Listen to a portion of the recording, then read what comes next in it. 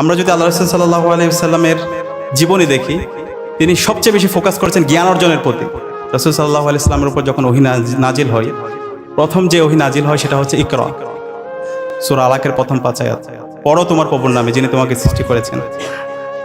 এবং আমরা দেখতে পাই ইসলামের ইতিহাসে যে প্রথম যুদ্ধ, বদরের যুদ্ধ, সেই বদরের যুদ্ধে যে বন্দীদেরকে রাখা হয়েছিল, বন্দীদেরকে যখন মুক্তি দেওয়া হয়, যারা মুসলমানদেরকে, যে সমস্ত বন্দীরা শিক্ষা দিচ্ছিল তাদেরকে সবার আগে মুক্তি দেওয়া হয়। এবং আমরা যে দোয়া পড়ি, আল্লাহ রাসূল সাল্লাল্লাহু আলাইহি ওয়াসাল্লাম আমাদেরকে যে দোয়া শিখিয়েছেন, সে দোয়ার মধ্যে আমরা যদি একটি দোয়া সবসময় পড়ি, আল্লাহুম্মা ইন্নী আসআলুকা ইলমান নাফিয়া ওয়া রিজকান তাইয়্যিবা ওয়া আমালান মুতাকাব্বালা, আমাদেরকে এমন দোয়া শিখিয়ে গেছেন যে এলমটা মানুষের উপকারের কারণ হয়। তো আমরা যারা বিশ্ববিদ্যালয়ের শিক্ষার্থী আছে, এখান থেকে আমাদের অনেক বড় শিক্ষা আছে। আমরা যে পড়াশোনা করছি, আমরা যে ঢাকা বিশ্ববিদ্যালয়ে পড়াশোনা করছি, আল্লাহ তাআলা আমাদেরকে এত বড় একটা প্রতিষ্ঠানে পড়াশোনার সুযোগ করে দিয়েছে। আমাদের এই এলম, আমাদের এই জ্ঞান অর্জন যেন সমাজের কল্যাণের কারণ হয়, উপকারী জ্ঞান।